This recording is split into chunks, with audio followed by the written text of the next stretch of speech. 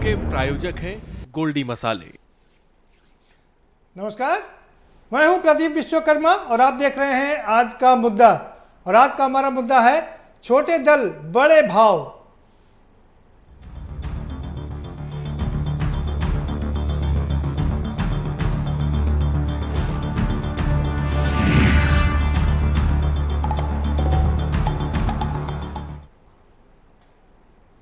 जी हाँ, छोटे दलों की बल्ले बल्ले हो गई है और कोई आज नहीं हुई है, ये लगातार हमेशा से रही है, पहले भी रही है। लोग छोटे दल हमेशा से बड़े दलों के को जिताने वाले साबित हुए हैं।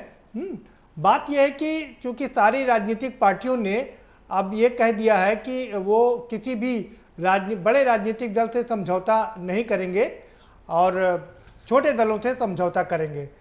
यही कारण है कि छोटे दलों की पौबारा हो गई। छोटे दल अब सोचते हैं कि बिना हमारी अनुकंपा से, बिना हमारी मदद से बड़े दल की नैया पार नहीं हो सकती है, इसलिए उनके अब भाव बड़े हो गए। और हो भी क्यों ना, क्योंकि उत्तर प्रदेश का चुनाव एक ऐसा चुनाव है जहां बहुत कम मार्जिन से जीत हार का फैसला होता है। यूपी नहीं, बिहार की भी बात करें, अगर हम पिछले बिहार के चुनाव की बात करें तो 20 से 25 ऐसे सीटें थी जहां पर जीत हार का आंकड़ा बहुत ही कम था, 500 के आसपास भी हो सकता है। तो इसलिए लोगों को लगता है कि अगर छोटे दल, बड़े दलों को लगता है कि अगर छोटे दल हमारे साथ में आ जाएं तो जिनका करीब 1000 से लेकर के 5000 तक वोट है सीटों पर, तो वो उनके लिए कारगर साबित हो सकते हैं। और यही कारण है कि वो ज़्यादातर बड़ी पार्टियां हैं वो छोटे दलों को अपने साथ में लेने की बात करती हैं, जिससे कि उनका जातीय समीकरण बना रहे और वो जीत दर्ज करा सके। यही कारण है कि अब जो छोटे दल हैं उनके भाव काफ़ी बढ़ गए हैं। बात संजय निषाद की करें तो लगातार वो भारतीय जनता पार्टी के बड़े कद्दावर नेताओं से मुलाकात कर रहे हैं और दावा कर रहे हैं, बड़े बड़े दावे कर रहे हैं, डिप्टी सीएम बनाने तक की बात कर रहे हैं। ओम प्रकाश राजभर तो भारतीय जनता पार्टी को निपटाने की ही बात कर रहे हैं। तो वहीं दूसरे तमाम छोटे दल हैं, आरएलडी भी अब बड़े सपने देख रही है। अभी तक चूंकि पश्चिमी उत्तर प्रदेश में जो उनका गढ़ है, दिक्कतें थी, लेकिन इस किसान आंदोलन ने उनके लिए संजीवनी का काम किया है, इसलिए अब वो भी बड़ी डिमांड करने लगे। और इसी पर होगा आज का हमारा मुद्दा। हम अपने मेहमानों से भी कराएंगे आपको परिचय, लेकिन उससे पहले आपको रिपोर्ट दिखा देते हैं जो आपको बताएगी कि आखिर छोटे दलों के भाव क्यों बढ़े हुए हैं।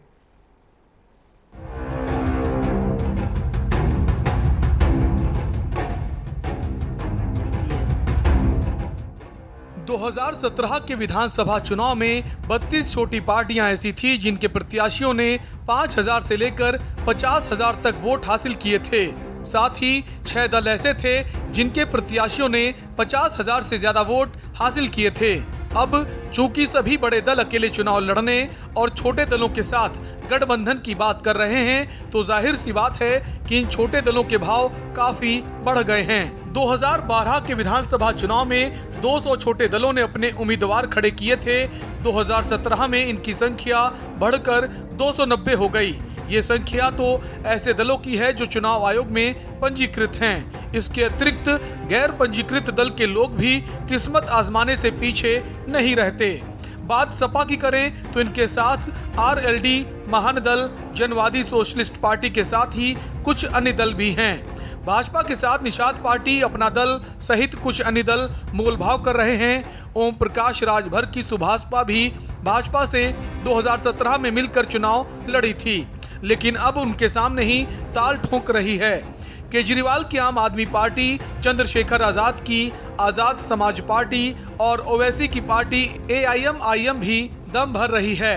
कांग्रेस प्रवक्ता विजेंद्र सिंह का कहना है, प्रदेश में जब से जातीय राजनीति का उभार हुआ है तब से ये छोटे राजनीतिक दल जाति को लेकर सौदेबाजी करने लगे हैं। वहीं भाजपा प्रवक्ता संजय चौधरी का कहना है, ऐसा कोई दल जो भाजपा की नीतियों पर खरा उतरता है तो उसका स्वागत है, सीट का मामला बाद में देखा जाता है। देखिए, उत्तर प्रदेश की राजनीति में जब से राजनीतिक उभार आया है पोस्ट मंडल के बाद, तो राजनीतिक दलों में जो जातीय उभार हुआ है और जाति की राजनीति की बात ज्यादा होने लगी है, उससे आपने देखा होगा कि अलग अलग लोगों ने अपने जातियों के नाम पर संगठन बना लिए हैं और वो राष्ट्रीय पार्टियों से, क्षेत्रीय पार्टियों से मोल भाव करते हैं। लेकिन हमारा कांग्रेस पार्टी का स्पष्ट मानना है कि जो उत्तर प्रदेश की सरकार की नाकामियां हैं उस पर ये चुनाव फोकस्ड होना चाहिए। जो भारतीय जनता पार्टी की विचारधारा के आधार पर, भारतीय जनता पार्टी के कार्यक्रमों के आधार पर, भारतीय जनता पार्टी की नीतियों के आधार पर अगर भारतीय जनता पार्टी के साथ आते हैं तो उनका निश्चित रूप से स्वागत है। हमारा जो तरीका है, हमारा जो कार्यक्रम है, हमारा जो लक्ष्य है, हमारा जो उद्देश्य है, उसके प्रति अगर उन राजनीतिक दलों की सहमति है तो उनका स्वागत है। कवि और रहीम का एक दोहा है कि देखन में छोटे लगे घाव करें गंभीर। कुछ यही स्थिति छोटे दलों की भी है। ये छोटे दल स्वयं से अपने उम्मीदवार तो जिता नहीं सकते, हाँ बड़े दलों का खेल जरूर बिगाड़ देते हैं। यही कारण है कि बड़े दल छोटे दलों को अपने साथ रखने की कवायद में जुटे हुए हैं। स्पेशल डेस्क के न्यूज इंडिया।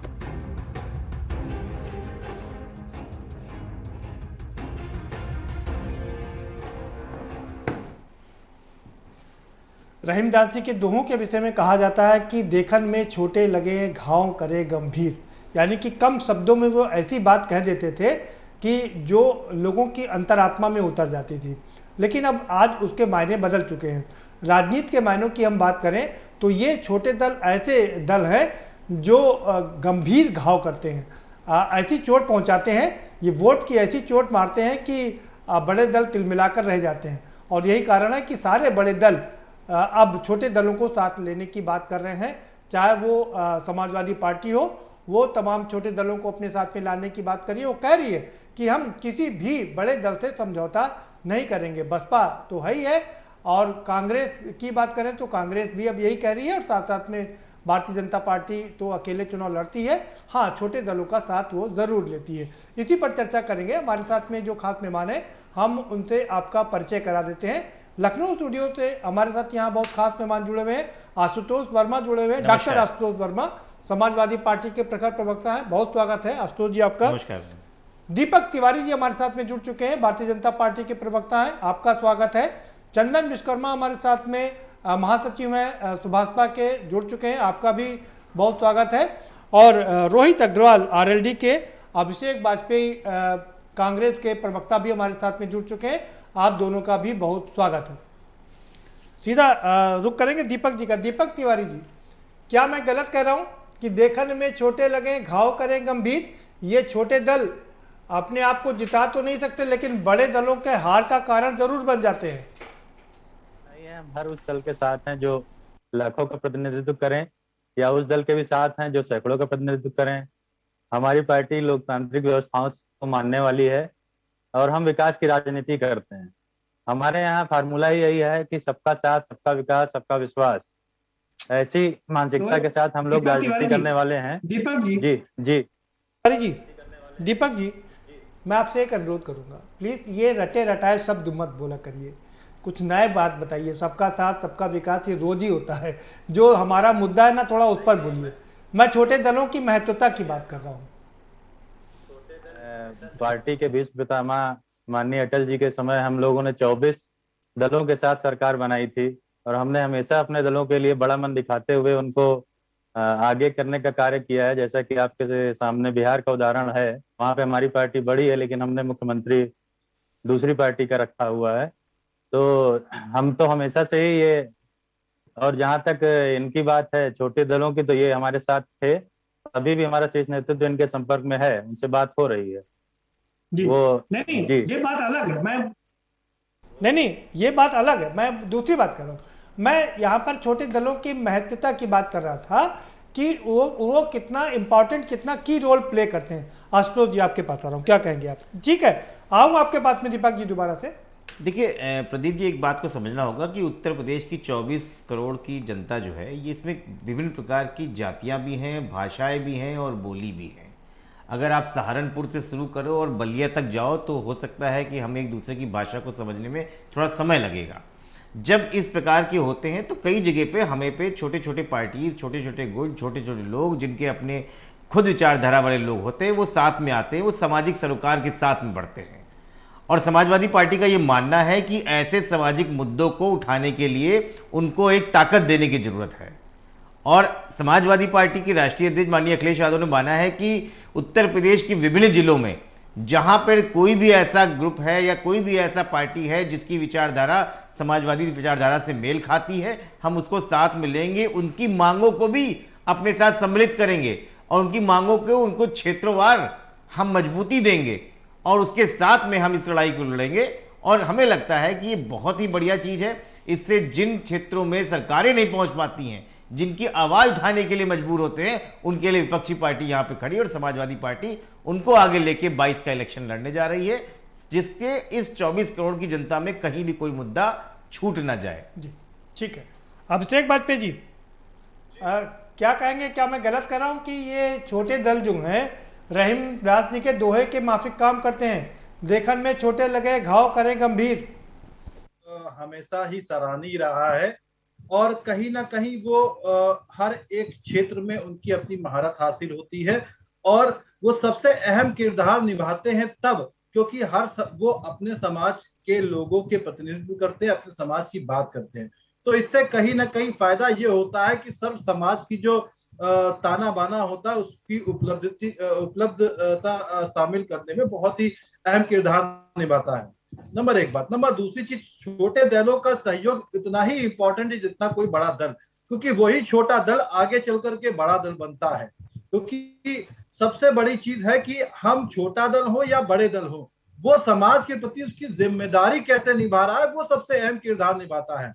समाज के प्रति उसकी दायित्व क्या है वो अहम किरदार निभाता है। वो समाज के प्रति जो जिम्मेदारी है, चाहे वो महंगाई के प्रति हो, चाहे महिला सुरक्षा के प्रति हो, चाहे व्यापारी वर्ग के प्रति हो, चाहे किसानों के प्रति हो, वो जिम्मेदारी किस तरीके से निर्वाह कर रहा है वो सबसे अहम किरदार निभाता है। बात छोटे दल और बड़े दल की नहीं होती है। बड़ा दल के अब आप अगर उदाहरण के तौर पर देख लीजिए भारतीय जनता पार्टी किस तरीके से किरदार निभा रही है, किसी छुपा नहीं हुआ है। क्या छोटे दल, बाकी दूसरे छोटे दल कितनी अहम भूमिका अपनी निभा रहे हैं, क्या किसान भाई अपनी भूमिका निभा रहे हैं, वो सारी चीजें दिख रहा है। आज किसान अगर सड़कों पर उतरा हो तो कहीं ना कहीं प्रताड़ित है ना, तभी उतरा। किसके पास इतना समय है कि रोजी रोटी छोड़ करके वो सड़क पर उतरेगा? समझने वाली बात है। कोई भी व्यापारी वर्ग होता है वो क्यों सड़क पर उतरना चाहेगा? काम धंधा छोड़ करके सड़क पर उतरेगा। सरकार कहीं ना कहीं फेल है। छोटे दल हो या बड़े दल हो, वो अपने समाज को लेकर के आगे बढ़ नहीं पा रहे। इसी वजह से छोटे दलों का सहयोग भी आवश्यकता होती है, बड़े दलों की भी आवश्यकता होती है, तभी वो आगे जाकर के समाज को आगे बढ़ाते हैं। ठीक है। रोहित अग्रवाल जी, क्या कहेंगे आप छोटे दलों की बल्ले बल्ले हो गई अब तो? छोटा दल और बड़ा दल वाला जो टर्मिनोलॉजी है ना, थोड़ा कंफ्यूज रहता हूँ इसमें, क्योंकि किसको आप छोटा दल कह रहे हो, किसको आप बड़ा दल कह रहे हो, ये हमें समझ में नहीं आता किस आधार पे कह रहे हो। क्योंकि जो अगर कुछ दल हैं, जैसे निषाद पार्टी है भाई, वो निषाद समाज को प्रतिनिधित्व कर रही है, हम उसको छोटा दल कैसे कहें। जैसे सुभाषपा है, आपके साथ पैनल में भी है, वो राजभर समाज को रिप्रेजेंट कर रही है। तो अगर हम उसको छोटा दल कह रहे हैं तो क्या हम राजभर समाज को छोटा दल कह रहे हैं? और बाकी महत्वता तो एक निर्दलीय विधायक की सबसे ज्यादा होती है। जब अगर हंग असेंबली की स्थिति आती है तो निर्दलीय विधायक बहुत बड़ा रोल प्ले करता है। ऐसे ही अगर हम नंबर के आधार पर कह रहे हैं तो आज कांग्रेस उत्तर प्रदेश के अंदर सबसे छोटा दल है।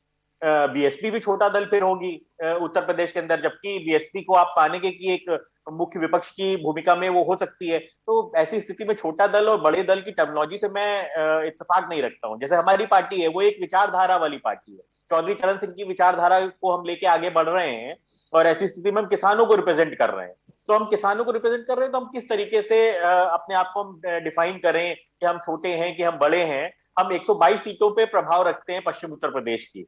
तो ऐसी स्थिति में प्रदीप भाई थोड़ा सा मैं इसमें थोड़ा सा मतलब अलग रखता हूं सोच। और जैसे भारतीय जनता पार्टी है, एक समय पे 2 सांसदों की पार्टी हुआ करती थी, आज पूरे देश के अंदर इनकी सरकार है और कई राज्यों में इनकी सरकार है। तो जिसकी विचारधारा है, जो किसी समाज का रिप्रेजेंटेशन कर रहा है, तो उसको हम छोटे और बड़े में नहीं बांट सकते। हाँ, ये जरूर है कि विभिन्न दलों को लेके आज भी अगर हम भारतीय जनता पार्टी की बात करें तो आज भी भारतीय जनता पार्टी अकेले नहीं है, उसके साथ 50 से 60 दल मिलके कई जगह पे सरकार चला रहे हैं। और केंद्र की भी जो सरकार चला रहे हैं, ये 40-50 दल मिलके केंद्र की सरकार चला रहे हैं। तो ऐसी स्थिति में तो भारतीय जनता पार्टी भी एक छोटा दल ही है। इंपॉर्टेंट ये है कि आप जब जीत के आते हो तो उसके बाद आप जनता की आवाज। मुझे लगता है कि मुझे लगता है दीपक तिवारी जी को भी नहीं पता होगा कि उनके पास 50-60 दल हैं। उनको तो सिर्फ 22 और 24 ही दल पता थे। और छोटे दल और बड़े दल की बात मैं आपसे चर्चा में आगे बढ़ाऊंगा, जरूर करूंगा। चंदन जी का रुख कर लेते हैं। चंदन विश्वकर्मा जी, क्या कहेंगे आप? छोटा दिखाने की बात नहीं है, मैं छोटा दिखाने की बात नहीं है, मैं छोटा दल का मतलब है छोटा ही है, लेकिन उनकी इंपॉर्टेंस ज्यादा है।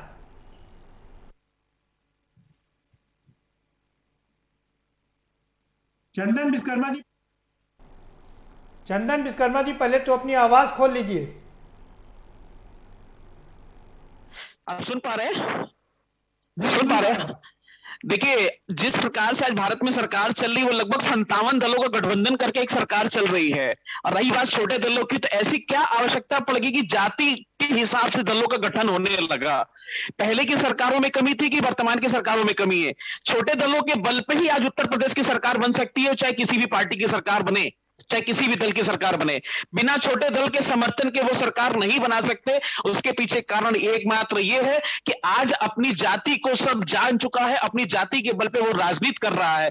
और कोई भी छोटा दल हो, चाहे सपा, बसपा, सुभाषपा, कितने भी प्रकार के जितने भी दल है, सब में कहीं ना कहीं छोटी जातियां, बड़ी जातियां समाहित है, और उसी के बल पे ये सरकार बनाने की कवायद कर रहे हैं। 2022 में बिना छोटे दलों की सरकार बनना मुश्किल नहीं है, बहुत मुश्किल है। मुझे नहीं लगता कि अगर इनका साथ नहीं लेंगे तो शायद 22 में किसी की सफर आसान हो सकती है।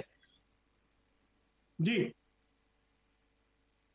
जी, बिल्कुल ठीक कहा। यही तो मैं कह रहा हूं कि छोटे दलों की जो हैसियत है वो बड़े दलों का खेल बनाने की और बिगाड़ने की है। इसीलिए तो सारे बड़े दल कह रहे हैं कि हम छोटे दलों के साथ मिलकर के चुनाव लड़ेंगे। रोहित अग्रवाल जी, मैं आपके पास आ रहा हूं। छोटे दल और बड़े दल क्या होते हैं, आपने अलग से विचार रखे, बहुत अच्छी बात है। जिस पार्टी को 14 करोड़ वोट मिलते हैं उसको क्या छोटा दल कहेंगे? और जिस पार्टी को 200 वोट मिलते हो, 2000 वोट मिलते हो, 2 लाख वोट मिलते हो, उसको क्या कहेंगे? कहना चाह रहा था कि अगर हम नंबर के आधार पे या सीट जीतने के आधार पे अगर हम किसी दल की व्याख्या कर रहे हैं, तो अगर हम जैसे उत्तर प्रदेश में अगर बात करें तो वो कोई दल यहाँ पे बड़ा हो सकता है वो दूसरे प्रदेश में जब बढ़ जाए तो वो छोटा हो सकता है। तो ये बात तो बिल्कुल सही है कि अगर कोई निर्दलीय विधायक भी है, उसकी अपनी विचारधारा है, तो हर दल की अपनी विचारधारा है। बात यहाँ पर विचारधारा, अग्रवाल जी, बात यहाँ पर विचारधारा की नहीं है, बात यहाँ पर आपके एस्टेब्लिशमेंट की है। आपने जिस कांग्रेस को छोटा कहा, उसको 14 करोड़ लोग वोट देते हैं देश में, और आज भी उसके बिना काम नहीं चल रहा है। करीब करीब ऐसी स्थिति में आप कांग्रेस को नंबर पे क्या कहेंगे? आपके पास कितनी सीटें हैं? नहीं, आपके पास कितनी सीटें हैं? मैं तो आप ये देखिए नहीं, आप व्यक्तिगत पे बात मत करिए। मैं यहाँ पे ये डेफिनेशन देना चाहता हूँ कि यहाँ पे कहीं ना कहीं अगर हम ये कहते हैं कांग्रेस हमारी बड़ी है, तो कांग्रेस उत्तर प्रदेश के अंदर तो विपक्ष के अंदर हम अस्तित्व भी नहीं मानते हैं। हम जब बात करते हैं, हम राजस्थान के अंदर कांग्रेस के साथ हमारी सरकार है, तो हम कांग्रेस को ब्लेम नहीं कर रहे हैं, लेकिन हम डेफिनेशन समझना चाहते हैं कि हम छोटे दल और बड़े दल की बात कैसे कह सकते हैं। क्योंकि जब हम अगर राजभर समाज की प्रतिनिधित्व है सुभाषपा, तो सुभाषपा को फिर हम राजभर समाज को या तो हम छोटा कहें, या हम निषाद समाज को छोटा कहें, या हम नहीं, राजभर समाज को छोटा नहीं करें, हम दल छोटा करें। ये आप ये बता दीजिए कि प्रदेश में 2017 के चुनाव में 290 पार्टियों ने चुनाव लड़ा था। आपको कितनी पार्टियों के नाम याद हैं? कि अगर आप इस टर्मिनोलॉजी में छोटा बड़ा कह रहे हो, तो मैं इत्तेफाक रखता हूं कि छोटे दल हैं, और छोटे दल मुझे लगता है कि जो भी मुख्य धारा के दल थे, वो दल आज भी सामने हैं आपके, जो 2017 में थे, जो 290 दल थे। अपने आप को क्यों ले रहे हैं? आपको क्यों ले रहे हैं? आपको लगता है इंफीरियरिटी कॉम्प्लेक्स हो गया है। मैं तो उन छोटे दलों की बात कर रहा था जिनके बहुत छोटे छोटे से समूह हैं, और जो कुछ ही विधानसभा में अपने 2-2, 4-4 हजार वोट रखते हैं। प्रदेश का सबसे बड़ा दल हमारा दल ही है, 122 सीटों पे हमारा प्रभाव है। और पश्चिम उत्तर प्रदेश के अंदर अगर आप बात करें, अपने आप को, हाँ जी नहीं, मैं अपनी व्यक्तिगत बात ही नहीं कर रहा हूं अपने दल की, मैं सारे दलों को डिफेंड करने की कोशिश कर रहा हूं जब हम छोटा बड़ा की बात करते हैं। क्योंकि कई बड़े राजनीतिक व्यक्ति मैं अपना सवाल फिर से दोहरा रहा हूं, आप जरा सुन लीजिए। 290 जो पार्टियां हैं, जो रजिस्टर्ड पार्टियां हैं चुनाव आयोग में, उनमें से 20 पार्टियों के नाम बता दीजिए मुझे। और डेफिनेटली आप उन 20 पार्टियों के नाम नहीं बता पाएंगे, लेकिन वो आज 20 पार्टियां आपको अस्तित्व में भी नहीं दिख रही हैं। आज अस्तित्व में वही दल हैं, आज चर्चा में वही दल हैं जो कि स्टेट मान्यता प्राप्त दल हैं। अस्तित्व में उसके अलावा कुछ नहीं है। बाकी लोग तो कहीं ना कहीं अपनी रोजी रोटी चलाने आ जाते हैं। अरे तो बता तो रहा हूं मैं, 290 रजिस्टर्ड पार्टियां हैं भाई रोहित अग्रवाल जी, जिन्होंने चुनाव लड़ा था। प्रदीप भाई, ये तो लोकतंत्र है, लोकतंत्र में हर आदमी स्वतंत्र है चुनाव लड़ने के लिए। बात कर रहे हैं, मैं कब कह रहा हूं कि लोकतंत्र नहीं, यहाँ पर राजतंत्र है। नहीं, मैं ये कह रहा हूं लोकतंत्र में, मैं कह रहा हूं मेरा छोटे दलों का मतलब ये है, मैं कह रहा हूं मेरा छोटे दलों का मतलब ये है जिनका छोटे क्षेत्र में प्रभाव है वो छोटे दल है।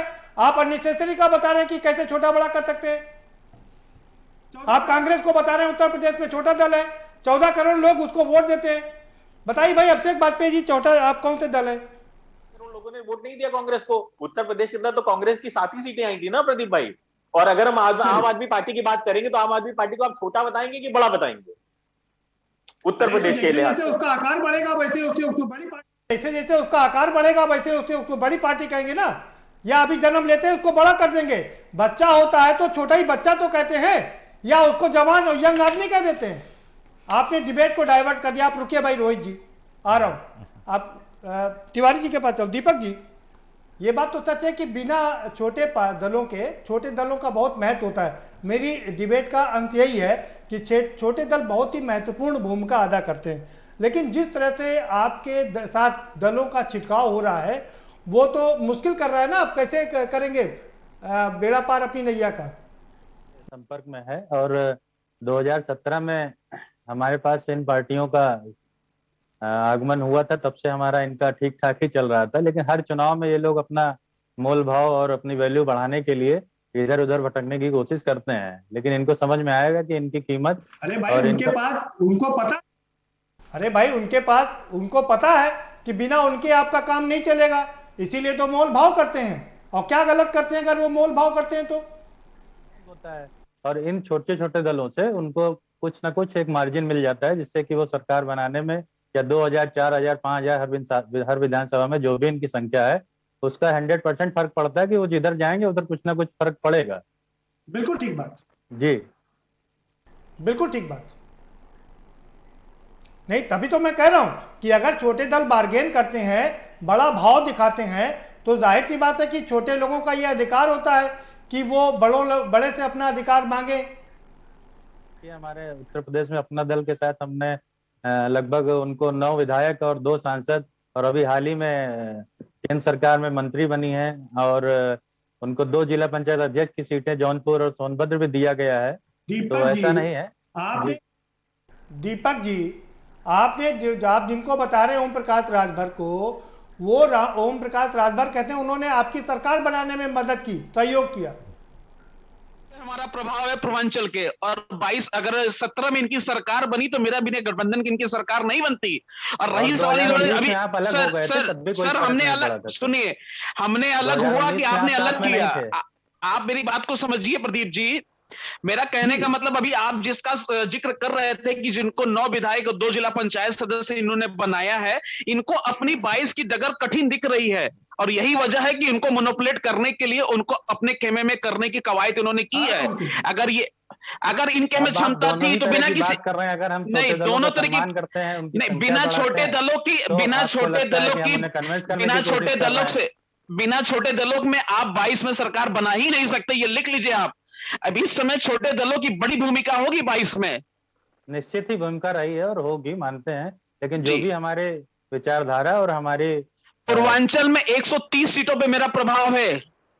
पूर्वांचल के 38 जिलों में 130 सीटों पे मेरा प्रभाव है। 2019 में आप हमसे अलग हुए थे, तब भी आपका प्रभाव था, लेकिन आपके प्रभाव का कोई फर्क नहीं पड़ा। सर उत्तर प्रदेश में तीसरे पायदान पे थी मेरी पार्टी, उत्तर प्रदेश में तीसरे पायदान पे थी, कांग्रेस मेरे बाद थी। केवल पहले पायदान वालों की पूछ होती है भाई साहब। भाई साहब आप ये गलत फहमी में मत रहिए कि पहले पायदान वालों की पूछ होती है।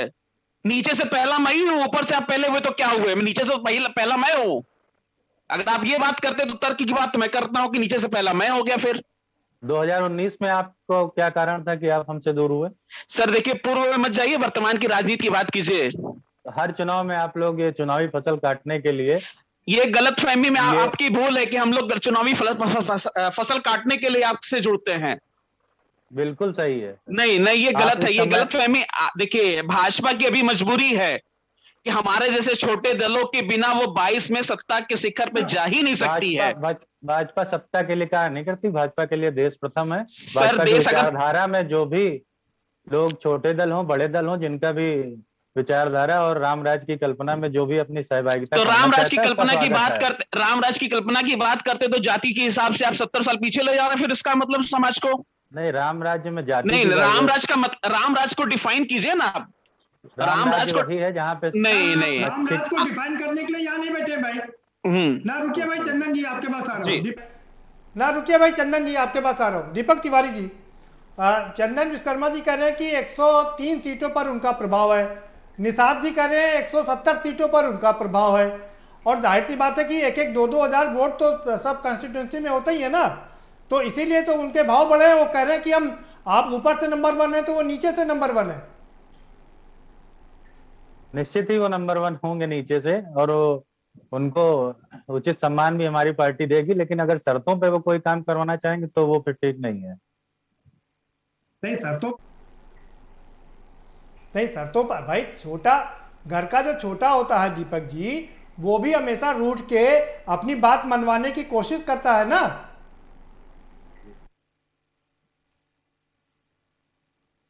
देखिए, हमने कभी भी आपसे गलत मांग नहीं की है। प्रदीप जी आ रहा हूँ, अभिषेक जी मैं अभिषेक जी मैं आपके पास आऊंगा, आपका समझ गया जी। कभी भी गलत मांग नहीं की। आखिर 2001 में न्याय समिति की रिपोर्ट की हमने मांग की थी, उसी मुद्दे पे हमारी पार्टी का गठबंधन आपकी पार्टी से हुआ। 2 साल 10 महीने से जो न्याय समिति, सामाजिक न्याय समिति की रिपोर्ट है, आज तक उसको आपकी सरकार ने लागू क्यों नहीं किया? 27% आरक्षण का वर्गीकरण का मांग था, वो क्यों नहीं किया? चलिए चंदन जी, हम उस पर रिपोर्ट पर बात नहीं कर रहे हैं, हम बात यहाँ पर छोटे दलों की और बड़े दलों की कर रहे हैं कि कैसे छोटे दल और बड़े दलों में सामंजस्य नहीं बैठ पा रहा है, और बड़े दल सब यही कह रहे हैं, सारे बड़े दल यही कह रहे हैं। मैं यहाँ पर सपा, बसपा, भाजपा और कांग्रेस की बात कर रहा हूँ, जिनको मेरी नज़र में बड़े दल कह सकते हैं। वो कह रहे हैं हम छोटे दलों को लेकर के ही आगे चलेंगे, उनके साथ मिलकर के ही सरकार बनाएंगे, उनके साथ ही चुनाव लड़ेंगे, और बड़े दलों से समझौता नहीं करेंगे। और यही कारण है कि छोटे दल जिनका प्रभाव कुछ सीटों पर हो सकता है, 1-1 हजार 2-2 हजार करके, वो अपना महत्व बता रहे हैं, वो अपनी इंपॉर्टेंस बता रहे हैं। और क्यों बताए ना, क्योंकि उनको पता है कि बिना उनकी मदद के कोई भी पार्टी बहुमत नहीं प्राप्त कर सकती है। चर्चा इसी पर जारी रखेंगे, एक छोटा सा ब्रेक लेंगे, ब्रेक के पर आएंगे तो चर्चा के सिलसिले को आगे बढ़ाएंगे कि क्या इसी समीकरण ने, क्योंकि सब बड़ी पार्टियां कोई आपस में मिलकर चुनाव नहीं लड़ रही हैं, क्या छोटे दलों का भाव बढ़ा दिया है? ये अपने आप में सबसे महत्वपूर्ण है, और इसी पर चर्चा को आगे बढ़ाएंगे एक छोटे से ब्रेक के बाद।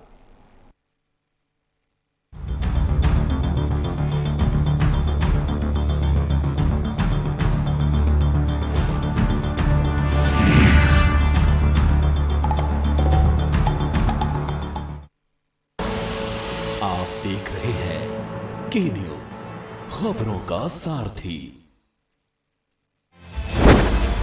उत्तर प्रदेश में मुख्यमंत्री योगी आदित्यनाथ के नेतृत्व में उत्तर प्रदेश उत्तम प्रदेश बना है। सरकार के मजबूत इरादे और विकास की दूरदर्शिता से हर प्रदेशवासी का हर सपना साकार हो रहा है। चाहे गरीब हो या किसान, मजदूर हो या महिला, नौजवान, हर तबके को उसका हक मिल रहा है। प्रधानमंत्री स्वनिधि योजना के तहत रेहड़ी लगाने वालों को 10,000 रुपए का लोन का लाभ दिया। पीएम स्वनिधि योजना का लाभ पहुंचाने में भी यूपी आज नंबर 1 है पूरे देश में। किसानों की आय दोगुनी करने के लिए 885 ब्लॉक में किसान कल्याण मिशन योजना का लाभ दिया। हर घर नल योजना से 30,000 ग्राम पंचायतों में शुद्ध पेयजल की योजना को क्रियान्वित किया। भयमुक्त प्रदेश के लिए अपराधियों के खिलाफ गैंगस्टर अधिनियम के तहत कार्रवाई कर 15 अरब 74 करोड़ रुपए से अधिक की अवैध संपत्तियों का जब्तीकरण किया। प्रदेश में महिलाओं की सुरक्षा सम्मान के लिए मिशन शक्ति 3.0 की शुरुआत की गई है। प्रदेश वासियों को योजनाओं का लाभ देने में यूपी सरकार जी जान से जुटी है। शहर से गांव तक और सक्षम से गरीब तक को यूपी सरकार ने अपनी योजनाओं का लाभ दिया है। योगी सरकार में स्वर्णिम यूपी का सपना पूरा हो रहा है। योगी सरकार, सपने साकार। जुबान के लिए उड़ चला गैरों की ज़मीं पर, खुशबू अपने पन की ढूंढता। दूर कितना भी जाओ, इस जुबान से दूर ना जा पाओगे। विमल, बोलो जुबान केसरी। जब पशुओं को मिलेगा प्यार और मिल्को मोर पशु आहार, तो दूध बहेगा, मुनाफा बढ़ेगा। मिल्को मोर पशु आहार। खुदी को आजमाया है तो ये अंदाज आया है, खुदी को आजमाया है तो ये अंदाज आया है। तुम में भी मैं हूं, शुद्ध प्लस पान मसाला। आप देख रहे हैं के न्यूज, खबरों का सारथी।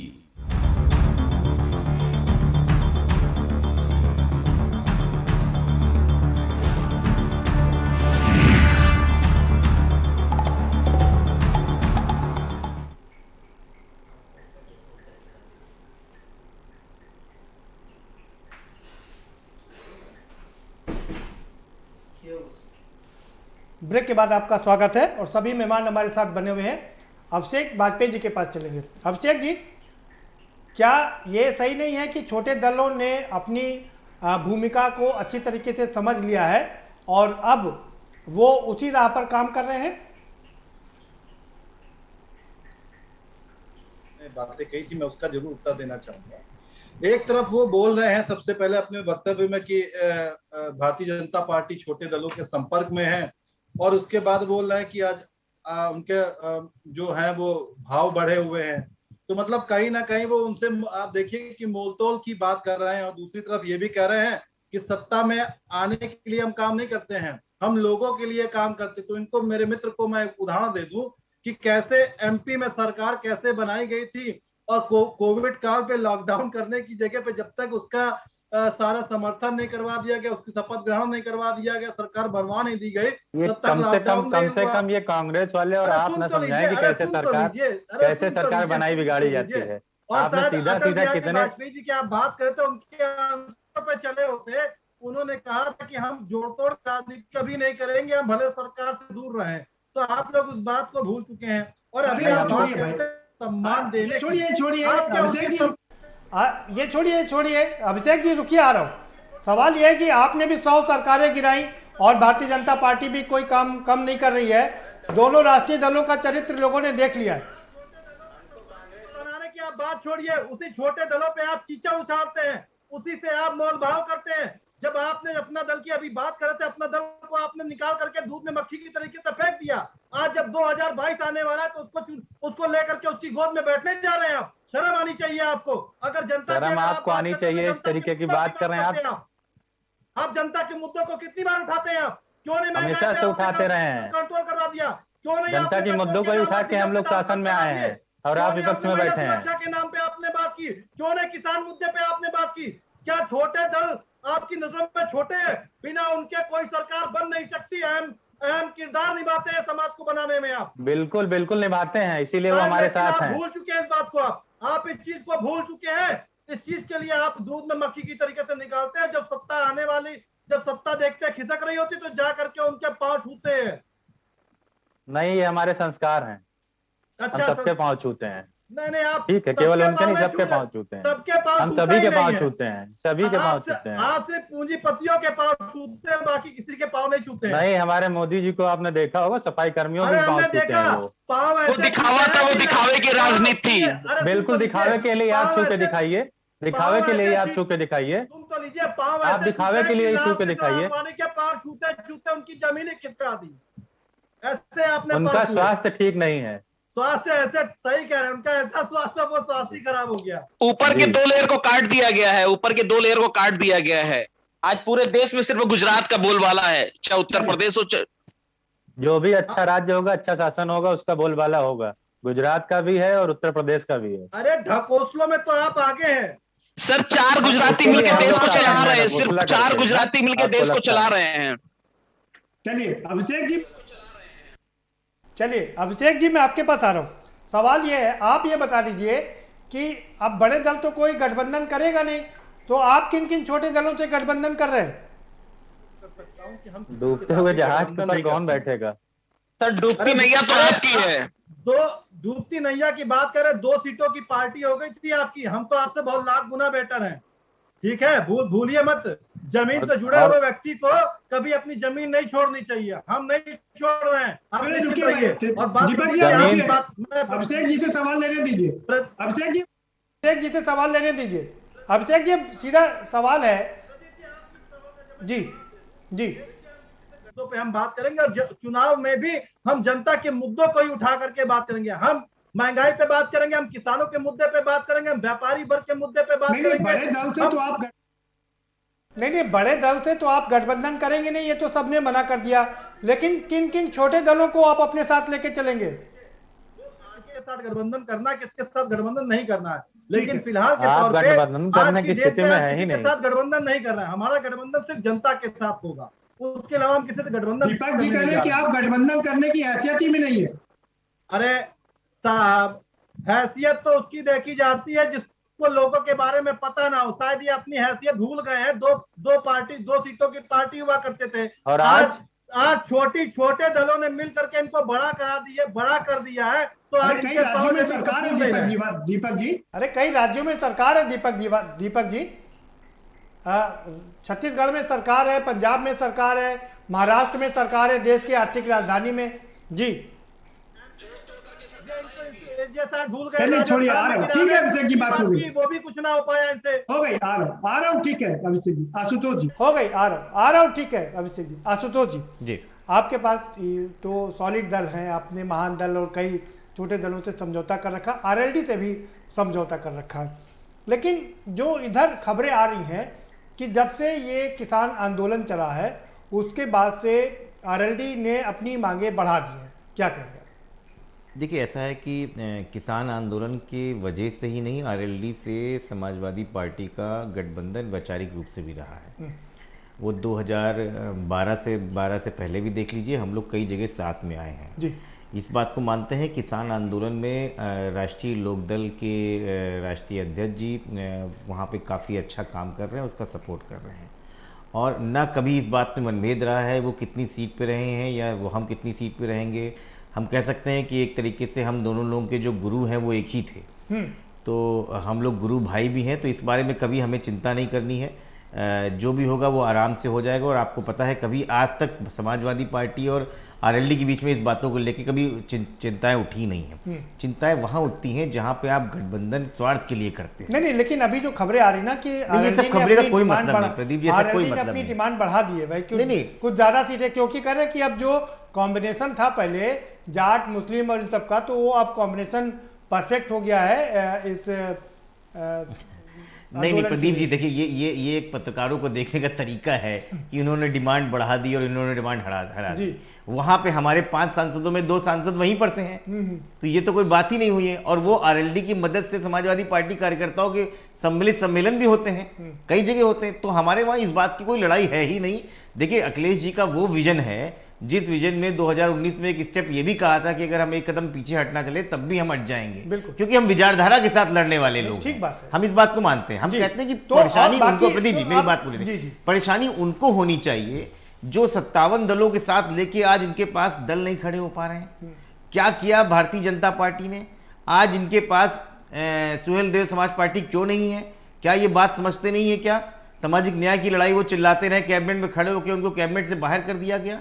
किस प्रकार से अपना दल को मैनेज करने के लिए उन्होंने अपना दल के साथ काम तो किया, लेकिन उनको मैनेजमेंट अभी भी नहीं मिल पा रहा है। इसी की वजह से एक जो है कुर्मी समाज का उन्होंने प्रदेश अध्यक्ष बनाया, उसके बाद में कैबिनेट मंत्री में पंकज चौधरी को भी दिया, उसके बाद भानु प्रताप वर्मा को भी दिया। ये देखिए बैलेंसिंग करने की कोशिश करते हैं, ये नग्न करने की कोशिश करते हैं। ये तो अच्छी बात है ना कि वो सबको साथ लेके चल रहे हैं। नहीं, वो साथ नहीं लेके चल रहे हैं, वो उसकी वो नहीं साथ नहीं लेके, यही समझिए, यही तो राजनीति है। वो उसकी अहमियत को कम करने की पूरी कोशिश करते हैं। जिस तरीके से निषाद समाज के साथ इन्होंने 2019 में इलेक्शन लड़ा, अब निषाद पार्टी के साथ में उसके बाद आज तक ये बात क्लियर नहीं हो पाई है कि निषाद पार्टी चुनाव लड़ेगी कि नहीं लड़ेगी, और कल स्टिंग ऑपरेशन हो जाता है। सुहेलदेव समाज पार्टी के साथ में काम कर, अच्छा दूसरी बात वीआईपी पार्टी की एंट्री हो जाती है।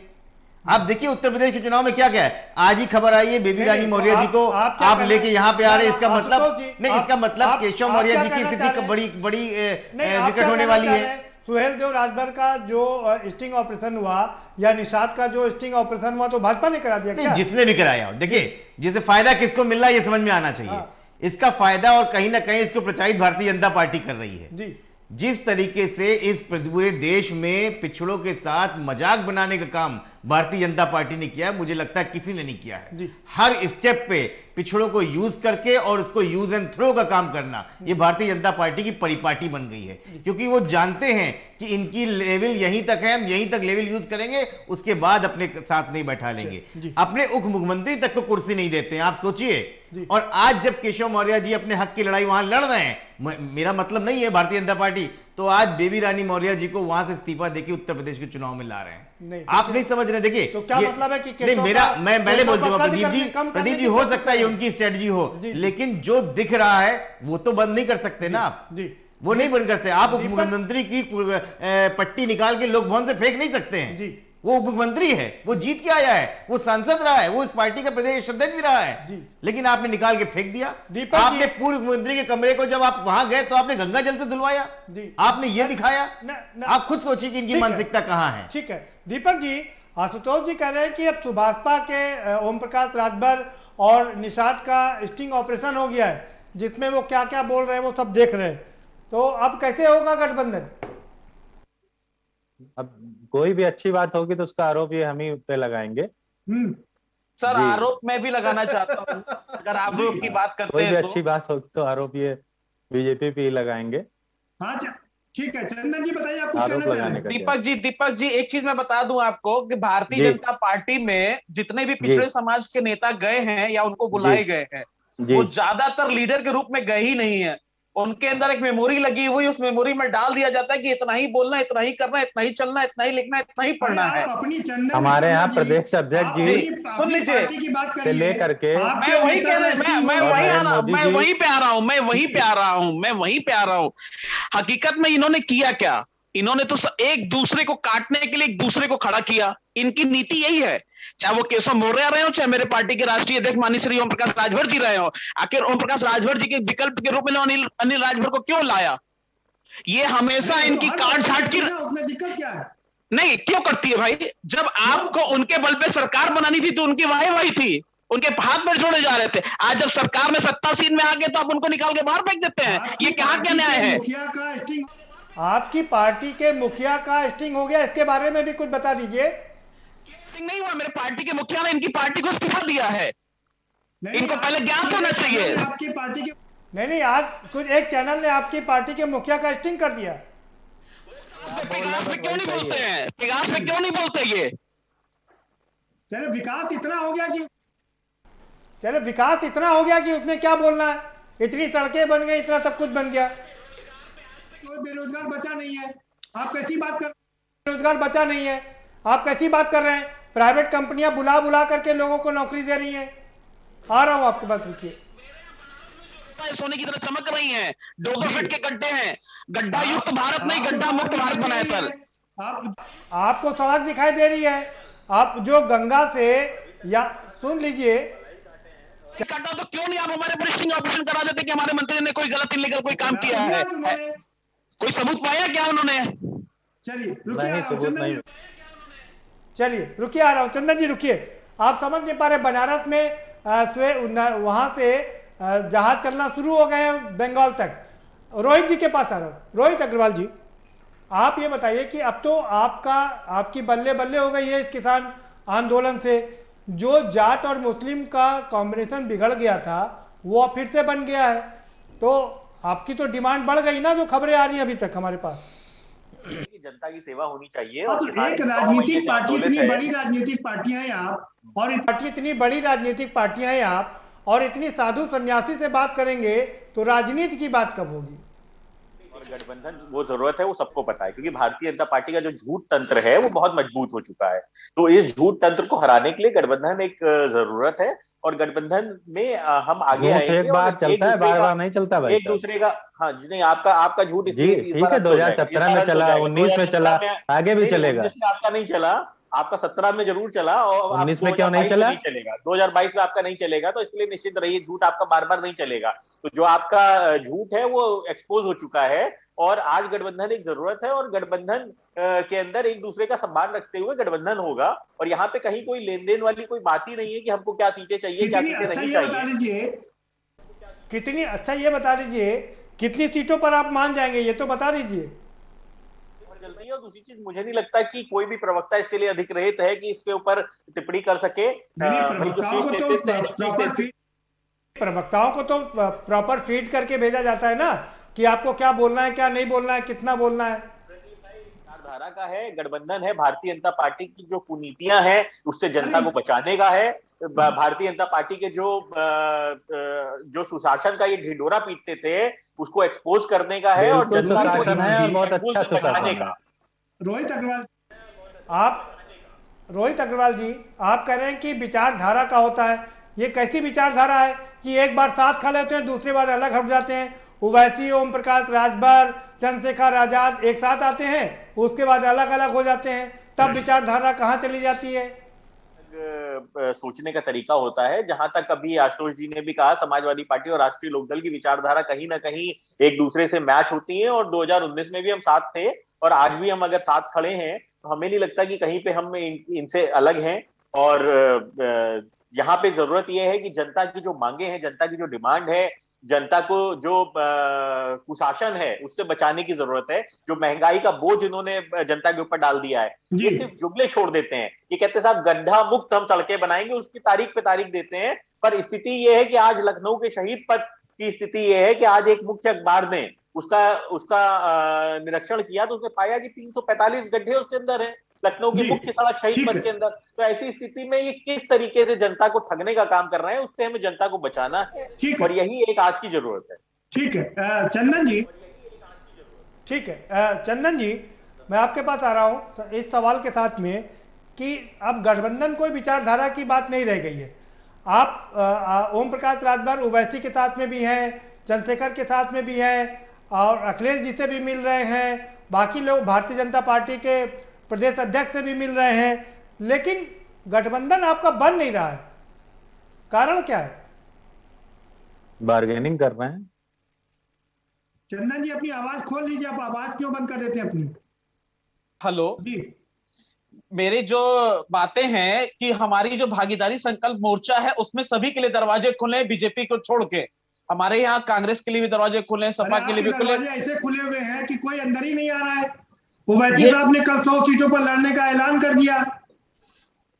मेरे 403 विधानसभा में हमारे संकल्प भागीदारी मोर्चा मिलकर संयुक्त रूप से चुनाव लड़ेगी। संकल्प भागीदारी मोर्चा में है कौन कौन? कुशवाहा जी को छोड़ दीजिए, मोर्चा में है कौन कौन? कुशवाहा जी को छोड़ दीजिए, और वहां और कौन है? आपके बाबू सिंह कुशवाहा हैं, ओम प्रकाश राजभर जी हैं, निषाद जी हैं, केवट हैं, ऐसे कई तरह से मिला के 10 दल है हमारे पार्टी में वर्तमान। अमित शाह से, निषाद जी तो अमित शाह से मुलाकात कर रहे हैं, दोनों तरफ गेम खेल रहे हैं।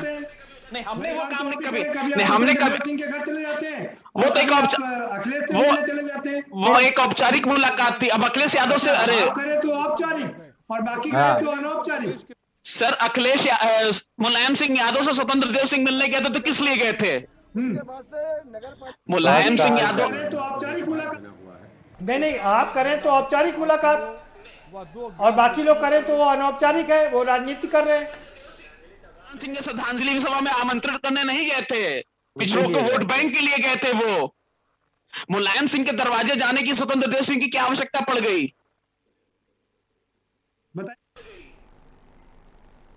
बताइए भाई।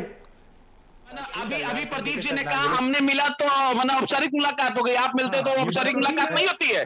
आपका कहने का क्या तात्पर्य है, क्यों गए हम लोग? तो आप बताइए ना। करना चाहते हो सपा से ऑफर था क्या? मुलायम सिंह ने ऑफर दिया था कि स्वतंत्र देव सिंह को हम करें तो रात, तिवारी जी ये नहीं चलेगा, हम करें तो रात लीला और आप करें तो करेक्टर ढीला, मतलब आप करें तो रासलीला, हम करें तो करेक्टर ढीला, ये नहीं चलेगा ना। औपचारिक अनौपचारिक क्या मुलाकात होती है? हमारे लिए दरवाजा खटखटाने तो गए थे, अब आप क्या करने गए थे ये तो आपके अंदर वाले ही बता सकते हैं। मैंने बताया था कल्याण सिंह जी की श्रद्धांजलि सभा के लिए आमंत्रित करने गए थे। सर कल्याण सिंह की श्रद्धांजलि सभा के लिए आमंत्रित करने का कोई मतलब ही नहीं होता है। क्यों नहीं होता है? क्यों? जब तक वो राज्यपाल थे तब तक उनकी कोई कदर नहीं थी, जैसे ही वो मर गए तो सबके लिए बाबूजी बाबूजी हो गए। दीपक जी, कब?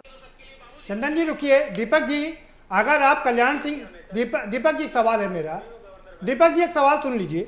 सवाल ये है, अगर आप कल्याण सिंह जी की मृत्यु के लिए और उनके शहादत के लिए आप इनवाइट करने गए थे, तो हमारे बाबूजी की भी डेथ हुई थी, उसमें भी चले जाते मुलायम सिंह जी को इनवाइट करने के लिए, उसमें काहे नहीं गए थे?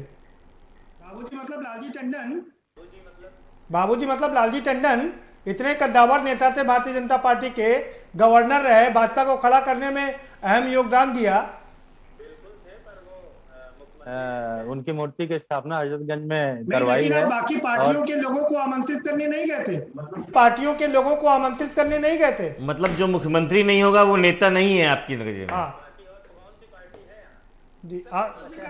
में? आशुतोष जी कह रहे हैं कि जो मुख्यमंत्री होगा। आशुतोष जी अपना सवाल पूछ लीजिए। नहीं, मेरा मतलब है दीपक जी, इसका मतलब मुख्यमंत्री नहीं थे तो आप लालजी टंडन को कमतर रखते हैं। अगर आप भारतीय जनता पार्टी और उत्तर प्रदेश का इतिहास देख ले तो उत्तर प्रदेश में खड़ा करने के लिए जितना श्रेय माननीय कल्याण सिंह जी का था, उससे कमतर कभी लालजी टंडन का नहीं रहा है। और वो बहुत बड़े कद्दावर नेता हैं, और ये शायद आप अपना देख लीजिए। एक समय होता था जब अटल जी लखनऊ में आते थे तो लालजी टंडन उनको लेके पूरा उत्तर प्रदेश टहलाते थे, और उत्तर प्रदेश में जो कुछ भी हो रहा है उसका फीडबैक अगर कोई देता था तो माननीय लालजी टंडन देते थे।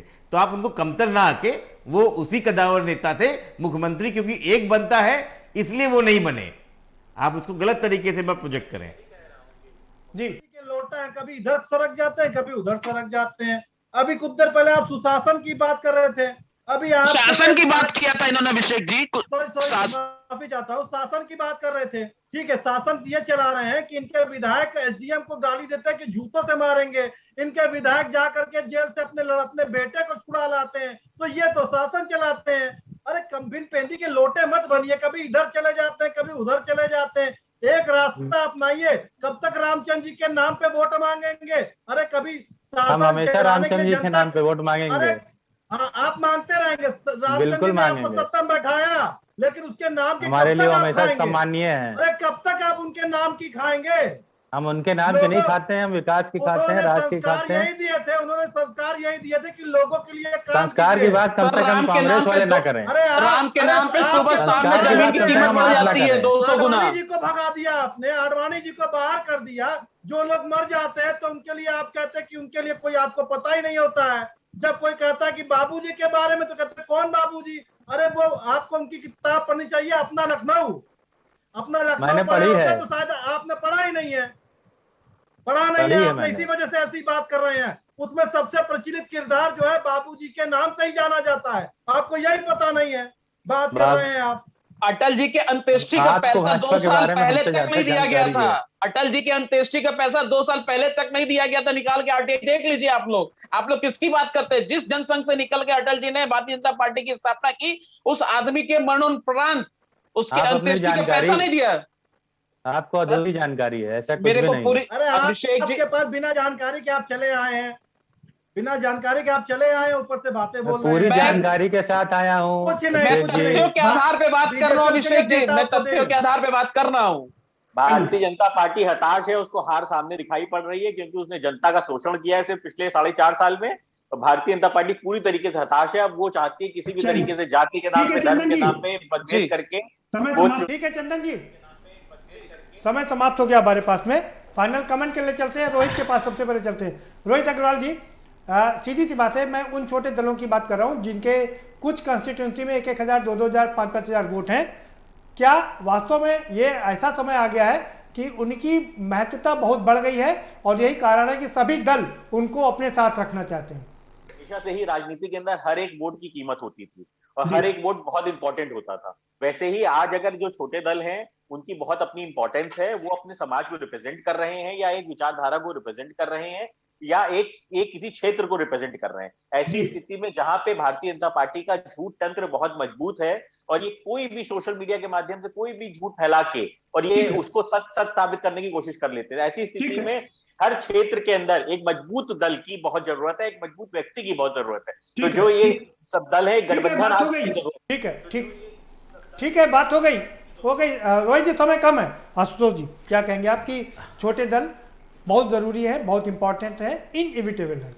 देखिए, मेरे मानना ये है और समाजवादी पार्टी का मानना ये है कि इस प्रदेश में जितने भी लोग हैं, अगर उनके साथ में कुछ लोग हैं, वो उनकी आवाज बनते हैं, वो छोटे हों वो बड़े हों, अगर वो साथ में लेके एक विकासपूर्ण उत्तर प्रदेश दे सकते हैं तो उसकी जगह है। और उत्तर प्रदेश की राजनीति इन्हीं के साथ में चलती है, इसमें कोई बुरी बात नहीं है। बिल्कुल, मुझे लगता है समाजवादी पार्टी उन सभी दलों का सम्मान करेगी जो इन फिरका परस्तों को गद्दी से हटाएगी और उत्तर प्रदेश को एक नया सवेरा देगी। समाजवादी पार्टी का स्वागत करती है। चलिए, अभिषेक वाजपेयी जी, आपका फाइनल कमेंट।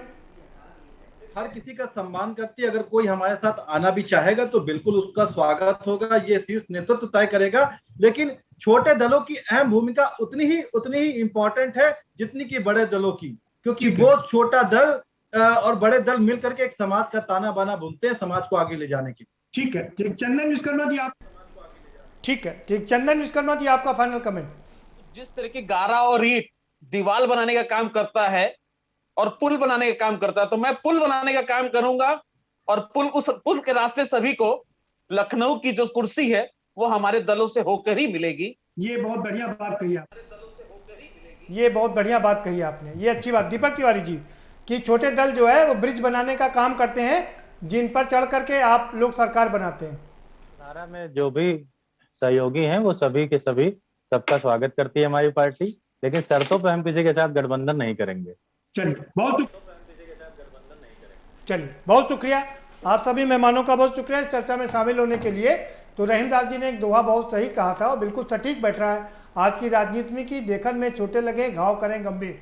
वो इसलिए क्योंकि अभी जो पिछले 2017 के चुनाव की बात करें तो जो सबसे नज़दीकी मुकाबला था वो 157 वोट से हार जीत हुई थी। बिहार की बात करें तो बिहार में कम से कम 20 से 25 सीटें ऐसी थी जहां पर 500 के आसपास मार्जिन था जीत और हार का। ऐसे में छोटे दल बहुत ही महत्वपूर्ण हो जाते हैं क्योंकि उनके वोट कम से कम 10, 20, 50, 100 कंस्टिट्यूंसी में 1000 या 2000 या 5000 या 50,000 की तादाद में होते हैं। और अगर ये वोट मिल जाता है तो वहां पर किसी भी पार्टी का खेल बन सकता है।